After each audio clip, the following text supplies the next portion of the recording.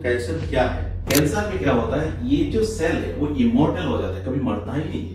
Body में ऐसा कोई ऑर्गन नहीं है जहाँ पे कैंसर नहीं हो। अर्ली स्टेज में तो कैंसर अगर आपको पकड़ा जाता है तो 100% क्योर हो जाता है। 60% इंडियन कैंसर कम कर सकते हैं, सिर्फ लाइफस्टाइल और थेरेपी ना आप चेंज करें। Cancer incidence is projected to increase by 300. By 2030 80% cancer patient हमारे इंडिया से। क्या सिर्फ healthy lifestyle is sufficient to prevent the cancer, or it is more about luck and genetics? आपकी फैमिली में कोई सिगरेट बीड़ी नहीं पीता, टोबैको यूज कोई नहीं करता। Environment और genetics का भी इसमें कोई रोल है? पूछो, जो पहले जो बाफेलो आपको 5 लीटर दूध देता है, इसका तो 30-30 लीटर देता है, क्योंकि इंजेक्शन देता है। Injection भी है। शुगर को कट कर देंगे तो कैंसर खत्म हो जाएगा। Sugar cell, maximum sugar cell, जो कैंसर सेल एक बार कैंसर हो जाता है तो वो एक्चुअली लेटेट के ऊपर डिपेंड करता है। माइक्रोवेव जो होते हैं उनके रेडिएशन से कैंसर नहीं होता। इस टाइप की जितना सामान है इसमें प्राइम कॉन्क्लूजन नहीं। हाँ कुछ चले दे आर हार्मफुल। 2 बंदों को कैंसर है, ट्रीटमेंट चला, तो हमेशा देखा गया है ना, they respond differently to treatment. ऐसा क्यों होता है? पर्सनल एपिजेनेटिक्स जो है वो डिफरेंट होता है, तो रिस्पॉन्ड डिफरेंट होगा। जैसे आप अल्कोहल पी रहे हो और अल्कोहल जो नहीं पी रहा है, उससे भी डिफरेंस होता है epigenetics. AI and artificial intelligence and genomics, इनका कुछ है कैंसर ट्रीटमेंट पर कुछ रोल है? मैनेजमेंट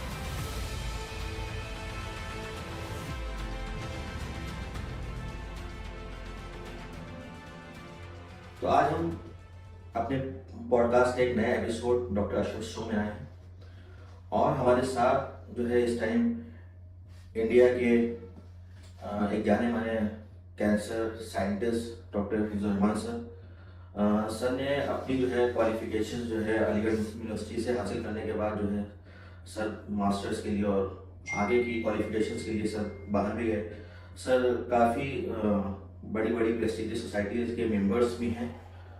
तो sir welcome to our show. Thank you very much. Sir तो इससे पहले कि हम आगे बढ़ें, सर अपने बारे में थोड़ा सा ब्रीफ हमारे ऑडियंस को बता दीजिए ताकि उनको भी मालूम हो कि आपकी शख्सियत क्या है। हाँ, मैं actually I am basically from Assam, और एक हमारा डिस्ट्रिक्ट है करीमगंज, वहाँ की एक विलेज से ही मैं बिलोंग करता हूँ। तो स्कूलिंग मेरा विलेज से ही हुआ है। Then I from village to town I move from my college, and after college मैं यहाँ से आगे मुस्लिम यूनिवर्सिटी से मास्टर कंप्लीट किया। मास्टर के बाद नेट JRF गेट जो भी एग्जाम है सब कुछ क्वालिफाई किया, एंड देन सब्सिक्वेंटली मीन्स यहाँ पे लखनऊ से मैं PhD किया हूँ। पहले CDRI में था, then I change CDRI, join IITR से PhD, और after PhD I move to US। So US में मैं ऑलमोस्ट 8 years से काम किया हुआ, and then again return back to pavilion, Aligarh Muslim University में आके ज्वाइन किया। सर के काफ़ी ज़्यादा रिसर्च पब्लिकेशंस भी हैं। सर आपके कितने रिसर्च पब्लिकेशंस होंगे इस टाइम? 136। ओके। और इसमें आपका एरिया ऑफ एक्सपर्टीज क्या रहा है? मैं मैक्सिमम तो मेरा कैंसर बायोलॉजी में ही काम है। कैंसर स्टेम सेल मेरा स्पेसिफिकली जो फील्ड है कैंसर स्टेम सेल ही है, और कैंसर स्टेम सेल की केमो प्रिवेंशन, केमो सेंसिटाइजेशन और स्ट्रेस बायोलॉजी में काम करता हूँ। तो सर जैसे आजकल हम देख रहे हैं कि इंडिया के अंदर जो है कैंसर का बहुत ज़्यादा ही वाइड स्प्रेड है। आए दिन हम सुनते रहते हैं कि किसी को लंग कैंसर हो गया, किसी को GI कैंसर हो गया, किसी को यूट्रस का हो गया, किसी को अनल कैंसर हो गया, मतलब डिफरेंट टाइप्स ऑफ कैंसर हम आए दिन सुनते रहते हैं। तो सर ये बेसिकली कैंसर है क्या? अगर हम लेमैन के टर्म में बात करें जैसे अपने व्यूवर्स के लिए, तो कैंसर क्या है? कैंसर क्या है, हमारा बॉडी में जो हमारा बॉडी फॉर्मेशन होता है, बॉडी बिल्ड होता है। जैसे एक बिल्डिंग में आपको ईंट चाहिए, 1 ईंट 2 ईंट 3 ईंट में जोड़ा ला के आपको 5 फ्लोर 6 फ्लोर 8 फ्लोर 9 फ्लोर। तो हमारा बॉडी भी ऐसे ही एक सेल होता है, और सेल जैसे आप ईंट के साथ अगर कंपेयर करेंगे ब्रिक्स के साथ, तो आपको 1 सेल 2 सेल 3 सेल 4 सेल ऐसी होते होते हैं। हम लोग का बिलियन ट्रिलियन सेल्स है जो हमारे बॉडी में है, और उसी का ही हम लोग जो आउटसाइड हमारा मॉर्फोलॉजी जो एक्सटर्नल फीचर्स है सेल भी है, कलेक्शन ऑफ सेल्स है। अभी क्या होता है, नॉर्मल प्रोसेस में हमारा सेल डेथ होता है। जैसे हम लोग जब नहाते हैं तो हमारा थाउजेंड लाख्स ऑफ सेल्स क्या होता है, जो हम लोग वॉश करते हैं तो उसके साथ चला जाता है। तो ये एक नॉर्मल प्रोसेस है। सेल ग्रो होता है, सेल की डेथ भी होता है, एक टाइम के बाद सेल डेथ हो जाता है। सपोज हमारा RBC है, रेड ब्लड सेल्स है ब्लड में, उनका लाइफ स्पेन होता है 120 डेज। 120 डेज के बाद वो सेल ऑटोमेटिक मर जाते हैं, और फिर हमारा जो नॉर्मल फिजियोलॉजिकल प्रोसेस है उससे बॉडी से आउट हो जाता है। ये तो आप डॉक्टर आपने बेटर जानते हैं मुझसे। लेकिन कैंसर में क्या होता है, ये जो सेल है वो इमोर्टल हो जाता है, कभी मरता ही नहीं है। जो सेल आपको मरना चाहिए पार्टिकुलर एक टाइम के बाद, 1 महीना 2 महीना 4 महीना 5 महीना के बाद, वो सेल की डेथ होता ही नहीं है, वो इमोर्टल हो जाता है। और इमोर्टल होने की वजह से क्या होता है, सेल ग्रो होते रहता है कंटिन्यूअस, एक ट्यूमर फॉर्मेशन हो जाता है। अच्छा, जब ट्यूमर फॉर्मेशन होता है तो हर ट्यूमर कैंसर नहीं होता है। ट्यूमर में भी 2 टाइप की ट्यूमर होते हैं। एक आपका हम लोग बिनाइन बोलते हैं, जैसे होता है कभी कभी हमारे हाथ में हो जाता है, गर्दन में हो जाता है, इधर उधर ट्यूमर होता है, वो आपका लोग नुकसान नहीं पहुंचाता है। एक मैलिग्नेंट होता है। अच्छा, जो एक बिनाइन ट्यूमर होता है, एक मैलिग्नेंट ट्यूमर होता है। बिनाइन ट्यूमर जो होता है आपका जहां पे होता है वहां पे ही रहता है, और मैलिग्नेंट ट्यूमर जो है आपको जहां पे होगा वहां से आपको मूव करेगा। जैसे किसी को ब्रेस्ट में हुआ या लंग्स में हुआ, फिर लीवर में चला गया, अगर किसी का स्किन में हुआ ब्रेन में चला गया। तो उसको क्या होता है, जो ओरिजिन ऑफ कैंसर है या ट्यूमर है, वहां से सेल मूव करके दूसरा जगह जब चले जाते हैं उसको मेटास्टेटिक बोलते हैं। और ये जो मेटास्टेटिक कैंसर जो होता है उसका कोई ट्रीटमेंट आज तक है ही नहीं। जी जी। और ये जो या रिकरेंट कैंसर की भी हमारे पास अभी तक कोई नहीं। अच्छा, आपका सेकंड क्वेश्चन था काफी कैंसर इंक्रीज हो रही है। इसका रीजन एक है हमारा खान पान लाइफस्टाइल। ओके। अच्छा, हम लोग ब्लाइंडली कभी भी वेस्टर्न लाइफस्टाइल हम लोग फॉलो करना शुरू कर देते हैं। एडवांटेज डिसएडवांटेज हम लोग देखते नहीं है। जैसे क्या होता है, हम लोग अभी हमारा जो ट्रेडिशनल इंडियन स्टाइल था, पहले जॉइंट फैमिली होते थे। अच्छा, आपका 1 किलो 2 किलो चिकन आता था और जॉइंट फैमिली में 15-20 लोग होते थे, खाना खा रहे थे। खाने की लिमिट भी होता था, फिर वर्कआउट भी करते थे ये लोग, क्यों इतना बाइक गाड़ी नहीं होती, पैदल चलते थे किलोमीटर 2 किलोमीटर। घर की भी जो काम होते इतना मशीन नहीं था, वो खुद करते थे। तो जितना एनर्जी इनटेक होता था इतना एनर्जी फिर उनको यूटिलाइज भी हो जाता था। जी। आज क्या होता है, हमारा जो चीज आगे 3 किलो से जितना लोग खाते हैं उसमें आजकल हम लोग 12 किलो ले लेते, काम कुछ करते नहीं। इवन हम लोग एसी में बैठते हैं, इसमें बैठते, तो हमारा ना बॉडी की एनर्जी यूटिलाइज नहीं होता है, और ये स्टोर्ड होते रहता है। और जो भी बॉडी में एनर्जी स्टोर्ड होते रहता है तो हमारा फेट होता है। जब हम फैटी होते हैं तो क्या होता है, एक प्रॉब्लम ये लिंक्ड है एक्चुअली। ये सब लाइफस्टाइल डिजीज है, जैसे आप डायबिटीज के एक्सपर्ट है, डायबिटीज है, कैंसर है, मैक्सिमम लाइफस्टाइल डिजीज है। हमारा लाइफ जब एक्टिव होता है, खाना पीना हमारा ठीक ठाक होता है, तो हम लोग का ये means according to ICMR Indian Council of Medical Research, हम 60% इंडियन कैंसर कम कर सकते हैं, सिर्फ लाइफस्टाइल और खाना पीना हम चेंज कर रहे हैं। अच्छा सर, इसके अंदर जो है जैसे आपने लाइफस्टाइल के बारे में बताया और बाकी चीज़ों के बारे में, एनवायरनमेंट और जेनेटिक्स का भी इसमें कोई रोल है? Obviously huge role. Suppose environmental contamination, suppose आप मिल्क ले रहे हो, मिल्क में आजकल क्या होता है, हार्मोन दिया जाता है। जो पहले जो बाफेलो आपको 5 लीटर दूध देता है, आजकल 30-30 लीटर देता है, क्योंकि इंजेक्शन दिया जाता है। इंजेक्शन ये हार्मोन आपकी दूध में भी आ रहा है, वो जैसे ल्यूटिनाइजिंग हार्मोन है। आप ये दूध में बच्चा पी रहे हैं, आप भी पी रहे हो, घर के बाकी लोग भी पी रहे हैं, उसमें क्या होता है, हमारा हार्मोन रिलेटेड काफी कैंसर है, जैसे आपका ब्रेस्ट कैंसर है, प्रोस्टेट कैंसर, ये सब हार्मोन रिलेटेड कैंसर। तो इसका एक टेंडेंसी बहुत ज्यादा हो गया। दूसरा चीज हमारे क्या होता है खाने पीने में, जैसे फिश आप ले रहे हो, आप सोचिए जो कंटामिनेटेड रिवर की जो फिश है उसमें कितने हेवी मेटल्स है, जो आपको कैडमियम, क्रोमियम, ये सब कैंसरस है। सपोज कानपुर है, मेरा पीएचडी में कानपुर की एक चैप्टर था मेरा, कानपुर की जो टेनरी इंडस्ट्रीज है उसके ऊपर काम किया। तो उसके क्रोमियम इतना हाई रेट की है, और क्रोमियम बहुत ही नंबर 1 कार्सिनोजन है। अभी ये जो पानी कंटामिनेटेड पानी या वहाँ पे जो खेती कमाई हो रही है, मिट्टी से जो एब्जॉर्ब हो रहा है आपका फ्रूट्स या आपका जो वेजिटेबल्स है, जैसे गोभी है, मूली है, वो हम लोग ले रहे हैं, तो हमारे बॉडी में ऑलरेडी एक्यूमुलेट हो रहा है। तो ये सब रीजन है कैंसर इंक्रीज होने। 2 नंबर चीज है लाइफस्टाइल की, हम बहुत ही स्लगिश लाइफस्टाइल है, स्ट्रेस बहुत ज्यादा है, प्रॉपर्ली हमारा स्लीपिंग नहीं होता है। टाइमली स्लीपिंग हो जाए और स्ट्रेस, आपकी स्ट्रेस फ्री लाइफ हो जाए, प्लीज आप खाना पीना प्योर खाइए, कम खाइए लेकिन प्योर खाइए। अभी मैं आपको एक क्या बताता हूँ, वालीगढ़ में गया था मैं, और ये जो शरीफा फ्रूट्स है उसको लेके आया, उसको ओपन किया, क्यों हम लोग बायोलॉजिकल स्टूडेंट है, फॉर्मेलिटी बहुत हुआ था उससे। अच्छा, आप सोचिए ये फूड जब लेंगे कोई बच्चा या तो उसको किडनी में क्या इफेक्ट होगा, बॉडी में क्या इफेक्ट होगा।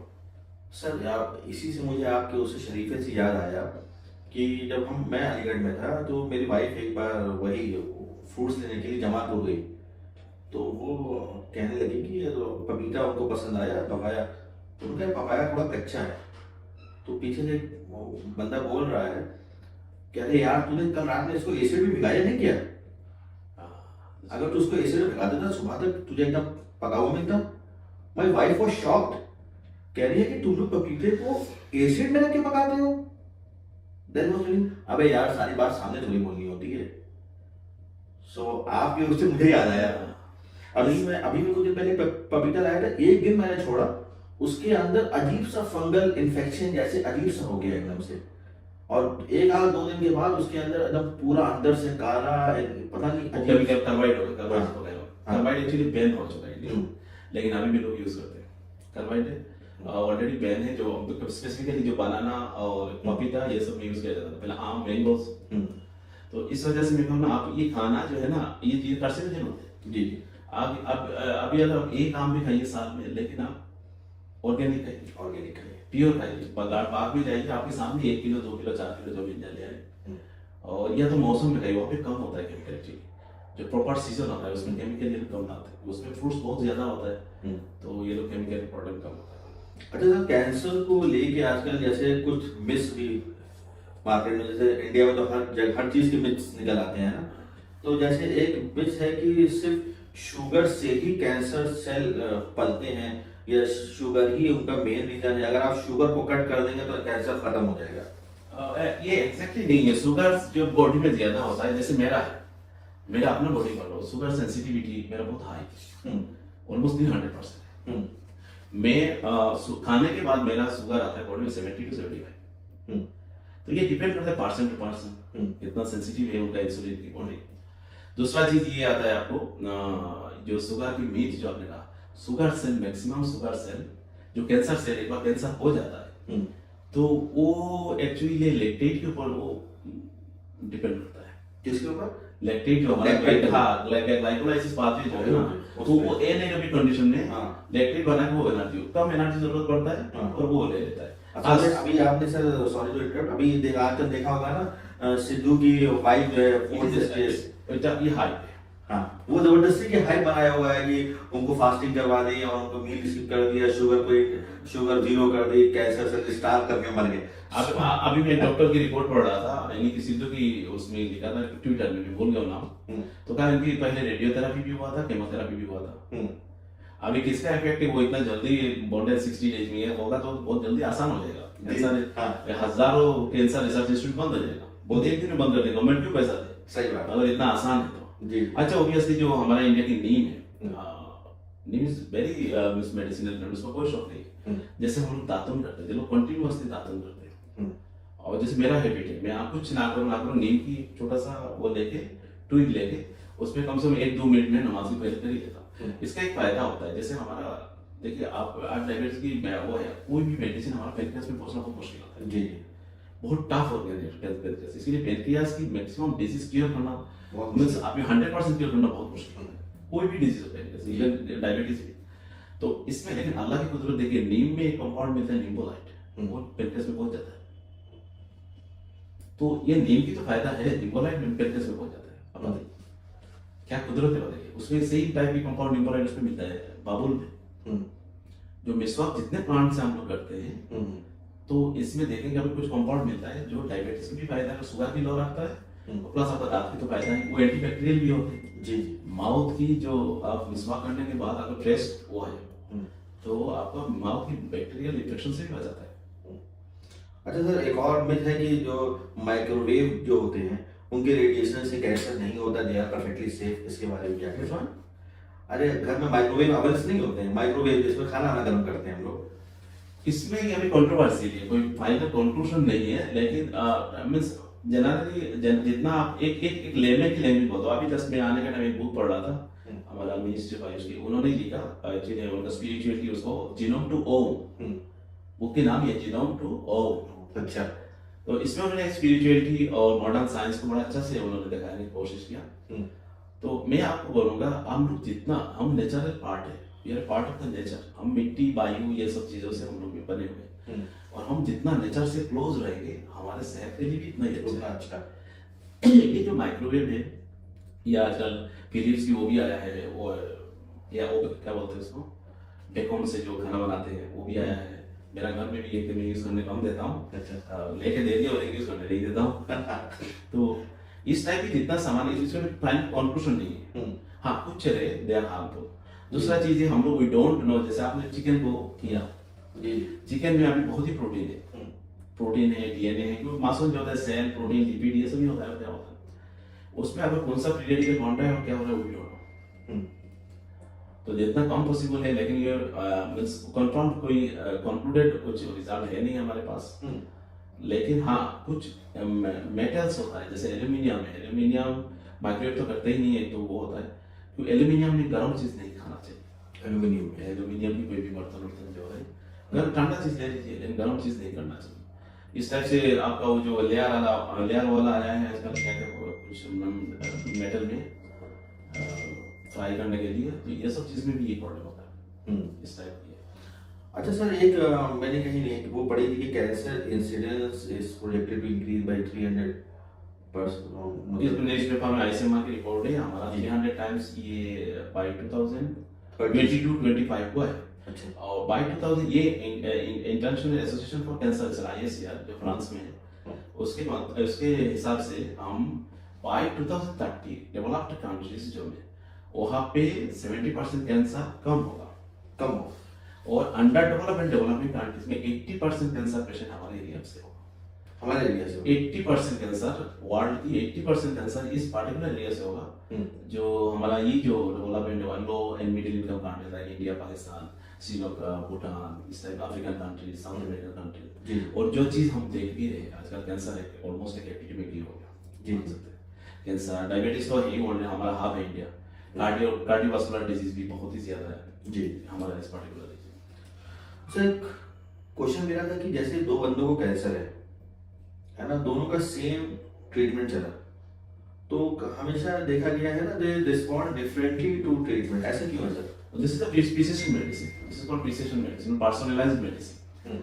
इसमें ये पहला रीजन होता है आपका, हो सकता है सपोज ट्विन सिस्टर और twin brothers, they have 100% genetics से, बट एपिजेनेटिक्स इज डिफरेंट जी। तो ये जो प्रिसिशन पर्सनलाइज्ड मेडिसिन, कभी-कभी आपका डीएनए अब तो सही है, दोनों के बराबर है, कोई म्यूटेशन भी है तो सेम है, और म्यूटेशन नहीं है तो दोनों में नहीं है, लेकिन उसमें पर्सनलाइज्ड एपिजेनेटिक्स जो है वो डिफरेंट होता है, तो रेस्पॉन्ड डिफरेंट हो जाता है। और वो एपिजेनेटिक्स आपको मल्टीपल फैक्टर्स में डिपेंड करता है, आप कहाँ पे रह रहे हो, क्या खा रहे हो, कैसे चल रहे हो, इवन रिसेंटली एक पेपर आया आपका फ्रेंड सर्कल से भी डिपेंड करता है आपका एपिजेनेटिक्स। अच्छा हाँ, आप किससे साथ चल रहे हो, ये जो होता है मतलब है कि अगर हम पॉजिटिव वाइब्स वाले लोगों के साथ, हाँ पॉजिटिव होगा, ये आपका environment plays a crucial role. Food, आपका फूड हैबिट, जैसे आप अल्कोहल पी रहे हो और अल्कोहल जो नहीं पी रहा है उससे भी डिफरेंस होता है आपका एपिजेनेटिक्स। आपका खाना के, अब जैसे मीट खा रहे हो, कोई वेजिटेरियन है उनका भी एपिजेनेटिक्स डिफरेंट होता है, अलग अलग होता है। आपका दो बाई, जैसे हम मोनोजाइगोटिक ट्विन जो होता है, इनका जेनेटिक्स 100% सिमिलर होता है, but due to the food habit, friend circles, खाने पीना, उठना, लाइफस्टाइल, इसमें क्या होता है हमारे एपिजेनेटिक्स नहीं होता। अच्छा sir, what is the biggest breakthrough in the cancer research today? अभी जो कोई ऐसा ब्रेक थ्रू अभी कुछ आया है या कमिंग में कुछ इस पे काम हो रहा है, जिससे कि कैंसर, मतलब कि कैंसर के पेशेंट की ट्रीटमेंट में आसानी होगी, कुछ ऐसा अभी इमेजिंग में काफी चीजें आ गई, नए इमेजिंग में काफी चीज आया है, और कुछ जो मेजर जो ऑब्स्टेकल है कैंसर के, वो कैंसर रिकरेंस है। अर्ली स्टेज में तो कैंसर अगर आपको पकड़ा जाता है तो 100% क्योर हो जाता है। इन अनफॉर्चुनेटली हमारे India, due to the lack of doctors, trained personnel means professionals, हमारा जो कैंसर इंडियन मींस डॉक्टर के सामने आता है वो 3rd स्टेज या 4th स्टेज में होता है, वो लेट हो जाता है, बहुत लेट हो जाता है। तो ये इमेजिंग, अगर अर्ली इमेजिंग, जैसे क्या होता है आपका एक नॉर्मल सेल है, फिर आपका एब्नॉर्मल सेल है, फिर आपका अर्ली स्टेज कैंसर सेल है, फिर इन्वेसिव, फिर मेटास्टेटिक सेल होता है। तो हमारा यहाँ पे जो डिटेक्ट होता है इन्वेसिव और मेटास्टेटिक कंडीशन, अगर हम एब्नॉर्मल होते ही डिटेक्ट कर ले उसको, जैसे कुछ मार्कर यूनिट, जैसे प्रोस्टेट कैंसर के लिए पीएसए यूज करते हैं, बट बहुत पेशेंट की क्या होता है पीएसए होता ही नहीं, लेकिन कैंसर एग्रेसिव हो जाते हैं। तो ये सब चीज बायोमार्कर है कुछ कैंसर की, जैसे ब्रेस्ट कैंसर की भी है, प्रोस्टेट कैंसर की भी, लेकिन इवन उसमें अल्फा फीटोप्रोटीन जो होता है लिवर कैंसर भी मेजर किया जाता है, लेकिन ये 100% नहीं है। तो हमारा करंटली इमेजिंग भी काफी इंप्रूव हो रही है, प्लस ड्रग डिस्कवरी भी काफी तेजी से कैंसर में हो रही है।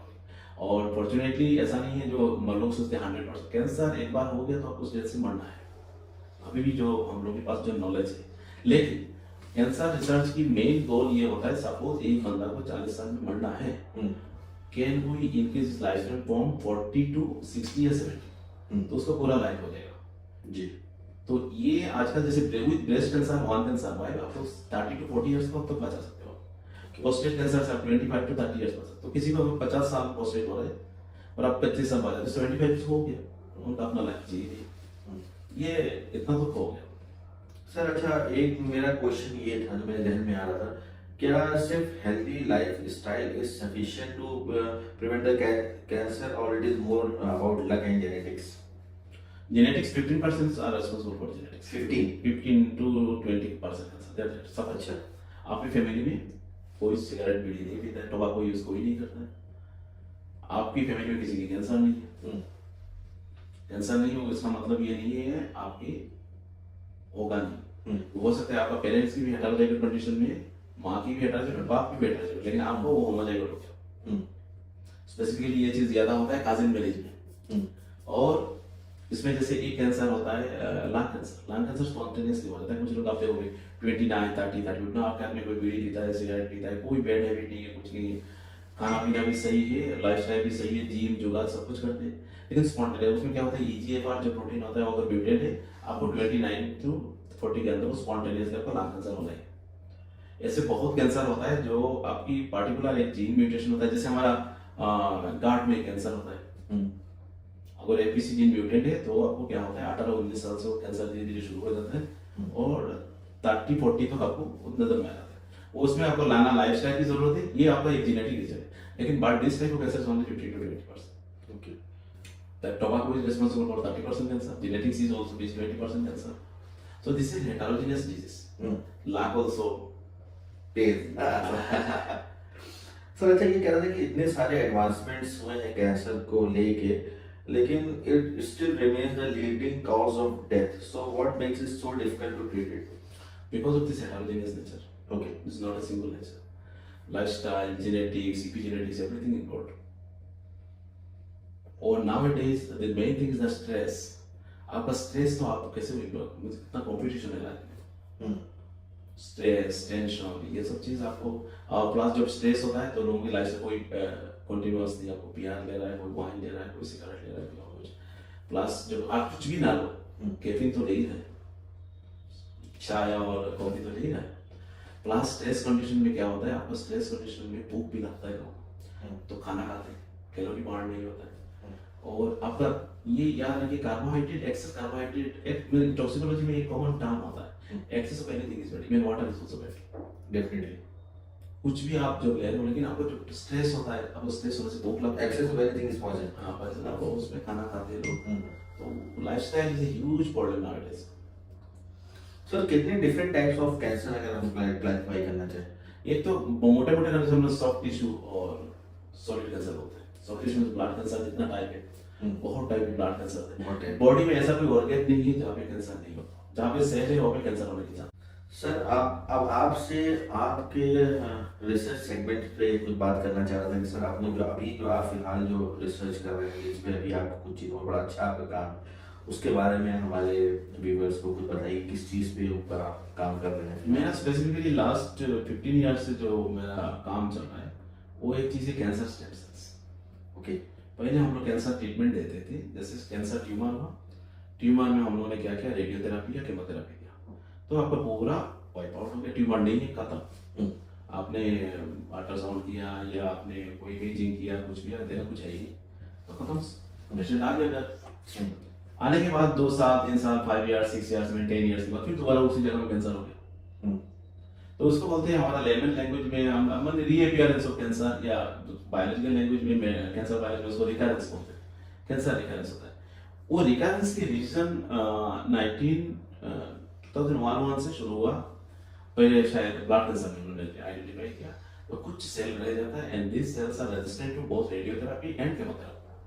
अच्छा, केमोथेरापी से भी वो मरता नहीं है, रेडियोथेरापी से मरता नहीं है, और सेल बहुत कम है, नंबर ऑफ सेल्स। और क्या होता है, आप जब क्योर होकर आ जाते हो वो सेल धीरे धीरे ग्रो करता है, they have the capacity to produce all types of cells. एक ट्यूमर में जितने टाइप की सेल है, वो कैंसर स्टेम सेल आपको वो सेल को बना लेता है। अच्छा, एक जो टिश्यू में डिफरेंट टाइप्स ऑफ सेल्स होता है, मैक्रोफेज, ये वो आपका हर टाइप, एक ट्यूमर माइक्रो एनवायरनमेंट बना लेता है और उसमें फिर आपको ट्यूमर फॉर्मेशन हो जाता है। और this tumour is resistant to all type of therapies जो हमारे पास है। ओके। तो वो कैंसर स्टेम सेल के ऊपर ही मेरा काम है। अच्छा। मैकेनिज्म क्या है, so I have published also number of papers on this aspect. और हम लोगों ने पहला उसको रिपोर्ट किया वो एसिमेट्रिक और सिमेट्रिक डिवीजन कैसे होता है। मींस नॉर्मल स्टेम सेल्स हमारा बॉडी में कंटीन्यूअसली नॉर्मल स्टेम सेल हमारा बॉडी की सेल प्रोड्यूस करता है। तो now question is what is the difference between cancer stem cells and normal stem cells. तो नॉर्मल स्टेम सेल क्या होता है, वो एसिमेट्रिक कंडीशन में डिवाइड होता है। एसिमेट्रिक डिवीजन मींस हो गया आपका एक सेल आपका स्टेम सेल रहेगा और एक सेल आपका डिफरेंशिएट होकर आपका बॉडी, आपको लिवर में है तो लिवर सेल बनाएगा, मांसों में है तो मांसों सेल बनाएगा। लेकिन कैंसर स्टेम सेल में क्या होता है, सिमेट्रिक डिवीजन होता है। एक सेल डिवाइड सेम टाइप की दो सेल से चार, चार से आठ, इस टाइप के बनते रहते हैं। तो उसका जो मैकेनिज्म है वो टोटल मैकेनिज्म हम लोगों ने आइडेंटिफाई किया। अच्छा। कैसे नॉर्मल स्टेम सेल से ये कैंसर स्टेम सेल डिवाइड होता है। फिर उसके सब्सिक्वेंटली क्वेश्चन आता है जो मैं जो नेक्स्ट आपको ये तो हो गया ठीक है, कैंसर स्टेम सेल आपका रेस्पॉन्सिबल है। अभी कैंसर स्टेम सेल को आपने मारोगे तो उसका थेरापी होता है। उसको प्रोटीन को आइडेंटिफाई कीजिए, जीन को आइडेंटिफाई कीजिए, देन आप उसमें जो जीन एंड प्रोटीन मॉलिक्यूल है उसके अगेंस्ट में आप थेराप्यूटिक मॉलिक्यूल कीजिए। तो मैं एक चीज करता हूँ क्या, मैं जो करंट गोल जो मेरा है कि एग्जिस्टिंग जो करंट कैंसर थेरापी है बहुत ही कॉस्टली है और इट कॉजेज फाइनेंशियल टॉक्सिसिटी। लोग घर बेचते, ये बेचते, इंडिया के 40% कैंसर पेशेंट की कर्जा से चलता है। वो ट्रीटमेंट के पैसा देने के चक्कर में ये लोग इधर उधर से पैसा आते हैं, जिससे पर फाइनेंशियल टॉक्सिसिटी। इसकी वजह से क्या होता है, कभी कभी जो कैंसर केमोथेरापी कोई डिप्रेशन में मर जाता है हार्ट अटैक होकर, मैं इतना कर्जा कैसे करूंगा। और कुछ लोगों की ड्रग टॉक्सिसिटी से मर जाते हैं। ऑलमोस्ट ये यूएस स्टडी है 20 to 30% पेशेंट कैंसर होने के बाद कैंसर से नहीं मरते, कैंसर की जो मेडिसिन होता है उसका टॉक्सिसिटी से मर जाता है। और एक नया मेडिसिन से जो एग्जिस्टिंग जो मेडिसिन है सब टॉक्सिक होता है। अब इस मेडिसिन के अगेंस्ट में नया मेडिसिन बनाना इतना आसान काम नहीं है। वो 35 बिलियन डॉलर की जरूरत पड़ता है स्क्रैच से एक मेडिसिन ही नहीं होता है। तो मेरा जो गोल है, ये गोल है जो एग्जिस्टिंग ड्रग है उसका अगर मैं टॉक्सिसिटी कम कर दूंगा और कम कंसंट्रेशन में अगर एफिकेसी बढ़ा दूंगा तो कम कंसंट्रेशन में उसका टॉक्सिसिटी कम होगा और फिर जो drug means non toxic molecules है उसका एफिकेसी भी बढ़ जाए, टॉक्सिसिटी भी कम हो जाए और वो भी एंटी कैंसर प्रिवेंटिंग मॉलिक्यूल और उनका जो सिनर्जिस्टिक इफेक्ट है कैंसर को प्रिवेंट कैसे करें। सो अभी एक में मॉलिक्यूल जैसे मैं जैतून हम कुरान में पढ़ते होते हैं जैतून, तो जैतून की कसम मान लेते हैं, उस जैतून में एक मॉलिक्यूल मिलता है लुपियोल, उसमें मैं काफी काम किया। अभी यूनेस्को ने मुझे इनवाइट भी किया था उसमें एक आर्टिकल लिखने के लिए, तो अभी लिखा हुआ अभी ऑनलाइन है, वो यूनेस्को की इनवाइटेड आर्टिकल है। उस जैतून की वो जो पार्टिकुलर मॉलिक्यूल है, रिसेंटली बुक भी लिख रहा हूँ मैं, अभी जल्दी आएगा मार्केट को। अच्छा, तो उस मॉलिक्यूल में काफी दिन से काम कर रहा हूँ और means my next goal is to उसको क्लिनिकल ट्रायल पर ले जाना है। अच्छा, तो अभी आपका स्टेम सेल और ये जो आपने मॉलिक्यूल बनाया हाँ उससे रिलेटेड काम चल रहा है। अभी एक हम लोगों में कॉपी आई है उसमें और उसमें आईसीएमआर प्रोजेक्ट में मिला है उसको। अच्छा, वो ये प्रोबायोटिक्स कैंसर पेशेंट के लिए हमें जेएनएमसी और हम लोग पूरे ग्रुप है ऑलमोस्ट जी ऑलमोस्ट अनिस साहब है, प्रोफेसर अनिस साहब, प्रोफेसर अकराम, अच्छा मैं हूँ और ये पैथोलॉजी से एक है बस इस तरह से। अच्छा सर, ये आजकल जो एडवांसमेंट इन टेक्नोलॉजीज है like AI and artificial intelligence and genomics, इनका कुछ है कैंसर ट्रीटमेंट में कुछ रोल है? मैनेजमेंट तो बहुत आसान है, कोई इमेजिंग जो होता है आप मैन्युअली करना और एआई यूज करना, इसमें काफी काम हो रहा है। अच्छा, और आपने स्ट्रेस के बारे में बात की थी ना? और दूसरा चीज आपको एआई जैसे मैं बता रहा हूँ आपको, एआई से अगर आपकी एक पर्टिकुलर चीज भी एडवांटेज क्या हो, सपोज हम जितना तो अगर 100 में 25 डॉक्टर चाहिए करंटली, तो हमारे पास 3 डॉक्टर करंटली। जब 25 डॉक्टर की जरूरत है और 3 डॉक्टर है जी। अगर एआई ये हमारा गैप को अगर मिटा दे, एक डॉक्टर अगर 10 लोगों के काम कर ले आई नहीं सकता। सपोज आप मैं पेशेंट हूँ, आपके पास जाता हूँ तो आप मुझे हम जैसे गाँव से आया हूँ और आपने 50 पेशेंट किया, आप समझाते समझाते मुझे उसमें 15 मिनट आपको वेस्ट होता। अगर एआई टेक्नोलॉजी से अपने पहले क्वेश्चन दे दिया, मैं भर दिया, फिर आपको आने के बाद कोई आइडिया लग जाएगा ये उनका ये है, उसमें क्या होता है वो आपको बता दे। ये तो क्या पर डे दिन आपको टाइम भी सेव हो रहा है, या काम की एफिशिएंसी बढ़ जाएगा, आप कम टाइम में ज्यादा पेशेंट देखेंगे, तो जो हमारा मैन पावर की कमी है वो भी एक फील हो जाएगा जी। और एग्जैक्टली कभी कभी पेशेंट हम डॉक्टर के सामने आने के बाद छुपाते भी है, एक साइकोलॉजी होता है जी, कुछ शर्माते भी है, और शर्माते हैं। लेडीज भी कुछ भूल जाते हैं। भूल भी जाते हैं, तो वहाँ पे घर में बैठे बैठे 2-3 दिन में वो आपको पूरा भर देंगे। बाहर मोबाइल में भी ऐप आ गया और मैक्सिमम जो न्यू जनरेशन पेशेंट सब इंग्लिश जानते हैं, हिंदी जानते हैं, तो ये लोग करते हैं, तो ये आसानी हो जाए। तो सर एक क्वेश्चन मेरा ये था कि how do stress and mental health play a role in cancer progression और रिकवरी? ये तो स्ट्रेस जो है ना हार्ट डिजीज की माँ है। ये आपका हार्ट डिजीज हो और है आपका कैंसर हो, इवन डायबिटीज भी हो, स्ट्रेस फ्री लाइफ बहुत ही हेल्दी लाइफ के लिए बहुत जरूरत है जी। और प्रोग्रेस तो होता है, इसमें कोई शौक नहीं है। बस है कि एक दूसरे से आगे बढ़ने की होड़ जो है उसी में इंसान जो है दौड़ा जा रहा है। दौड़ा जा रहा है, तो उसमें कुछ लोग हमारा इसका एक बहुत ही अच्छा चीज होता है, अगर along with your career or whatever it is, आप थोड़ा स्पिरिचुअल होना भी जरूरी पड़ता है जी। स्पिरिचुअलिटी दुनिया में ऐसा एक नियामक भी बोल सकते हो हमारे में, या ये आप एथिस्ट हो रिलीजियस हो कुछ भी हो, लेकिन जब आपका ट्रस्ट हो जाएगा भाई जो है मेरा जी, तो वो है, बस जितना ही मिलेगा, उसमें क्या होता है वो बहुत ही टेंशन फ्री हो जाता है जी। और टेंशन से तो बचने के लिए आपको कोई ऐसा कोई डिजीज उठा दीजिए जो आपको टेंशन ना टच करता हो जी। स्ट्रेस। सर जैसे अगर किसी को कैंसर हो गया है, कोई पेशेंट अगर हमारा ये पॉडकास्ट देख रहा है जिसको कैंसर हो गया है, तो उसके लिए आपका कोई मैसेज है? मेरा एक ही मैसेज है, कैंसर होने से घबराना मत जी। ये पहले जमाना में होता था, लेकिन आजकल ये क्यूरेबल है और थाउजेंड्स ऑफ पेशेंट जो है डिजीज फ्री कंडीशन में सर्वाइव कर रहे हैं। और अगर आपको 50 में हुआ है, अगर 30 इयर्स आप सर्वाइव कर रहे हो, तो लोग इंडियन एवरेज लाइफ स्पेन ही होता है 60 to 70, आप एबाव सर्वाइव कर रहे हो, तो उसमें डरने का आया हूं तो जाना ही है, तो घबराना मत, उसमें हिम्मत से काम लेना चाहिए जी। और ये इनक्यूरेबल डिजीज नहीं है, क्यूरेबल है, इसीलिए प्रॉपर टाइम में प्रॉपर डॉक्टर प्रॉपर ये पड़ जाए, ट्रीटमेंट मिल जाए, ये कम भी हो जाता है। और प्रॉपर ये कैंसर और दूसरा डिजीज की तरह ही है, अगर आपको वोमिटिंग भी हो जाए और टाइम भी प्रॉपर ट्रीटमेंट ना मिले तो उससे भी नुकसान आप जा सकते हैं। जी जी। नुकसान हो सकता है। मुझको लगता है कि बहुत सारे लोग तो जैसे कैंसर हो गया उसके स्ट्रेस से ही डर जाते हैं और मतलब कोलैप्स कर जाते हैं। मैं कहा ना मैक्सिमम 30% पेशेंट तो डार्क टॉक्सिसिटी बढ़ जाते हैं और बहुत लोग हार्ट अटैक होते हैं, जैसे doxorubicin. Doxorubicin is very cardiac toxic chemotherapy. अगर आपको हार्ट में प्रॉब्लम है तो डॉक्सोरोबिसिन नहीं दिया जाता है जी। लेकिन पेशेंट अगर स्ट्रेस में भी है, प्रेशर में भी है, लोड लेके बैठा हुआ है, प्लस डॉक्सोरोबिसिन इंजेक्शन दिया गया, तो ये मैक्सिमम पॉसिबिलिटी क्या होता है वो किसी का इफेक्ट ना आ जाए, हार्ट में ना इफेक्ट कर जी। बहुत कैंसर पेशेंट हार्ट अटैक में मर जाते हैं। ये फाइनेंशियल टॉक्सिसिटी होता है, डार्क टॉक्सिसिटी भी होता है। सर मैं भी समझ लीजिए मेरे पास कुछ पेशेंट्स आते हैं जिनकी HbA1c 16-17 भी रहती है। वो आते हैं मेरे पास, बाकी जगह गए वहाँ पे लोगों ने एकदम होपलेस कर दिया, तुम्हारी जिंदगी में कुछ बचा नहीं, तुमने ये कर दिया वो कर दिया, दिस एंड दैट। मेरे पास आते हैं मतलब जस्ट रिलैक्स, सबसे पहले रिलैक्स करो। मैंने कहा शुगर हुई है तो उसका इलाज भी है, ऐसा नहीं है कि वो इनक्योरेबल, इसका कोई इलाज ही नहीं है। मैंने कहा सबसे पहले अपने दिमाग से इसका डर निकालो। जब मैं उनसे थोड़ी सी बात करता हूँ सर, वही उनकी 16 HbA1c, आज उनकी HbA1c 6.5 लेके 7 की भी बात ही वो जो वो ये तो इसीलिए डॉक्टर को गॉड क्यों बोला जाता है, तो डॉक्टर की वो जो साइकोलॉजिकल ये चीज होता है ना बहुत बड़ी चीज, ये जो है डरना नहीं, जैसे वो मूवी नहीं थी जिसमें all is well, all is well, डरना नहीं चाहिए, डरना नहीं चाहिए, हिम्मत से फेस करना चाहिए और हो जाता है।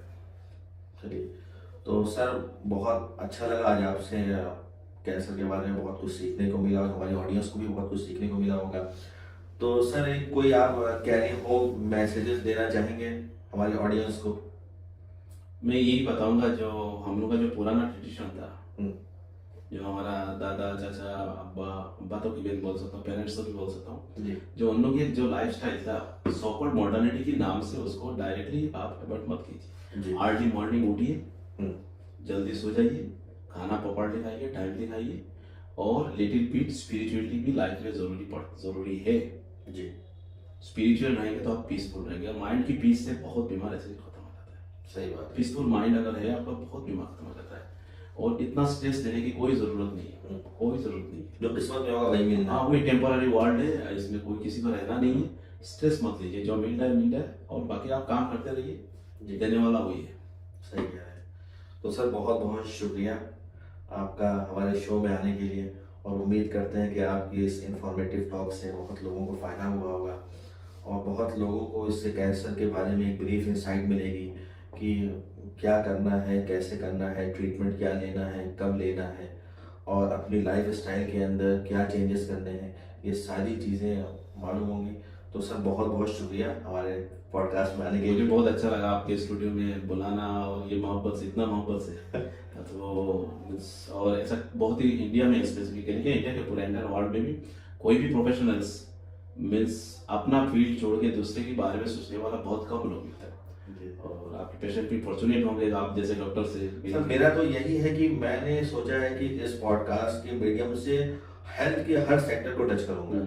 अभी मेरा जैसे मैंने ऑर्थो के सारे पॉडकास्ट किया, मैंने एक पीडियाट्रिशियंस के साथ किया, एक डेंटिस्ट के साथ किया, एक हमारे एक सीनियर जिनका ट्यूबरक्लोसिस के ऊपर बहुत ज़बरदस्त काम था, उनके साथ एक पॉडकास्ट ये भी किया। एक सबका जरिया है जी। तो मैं कोशिश यही करता हूँ कि भाई डायबिटीज़ का ट्रीटमेंट तो मैं दे ही रहा हूँ, उसके बारे में तो मैं बात कर ही रहा हूँ, लेकिन मतलब है कि बहुत सारी ऐसी डिजीज़ हैं, और आई एम लकी इनफ कि आप जैसे लोग जो हैं हमारे शो में आ जाते हैं। और भाई बुलाएंगे तो दूसरे भाई को तो आना ही था। जी जी।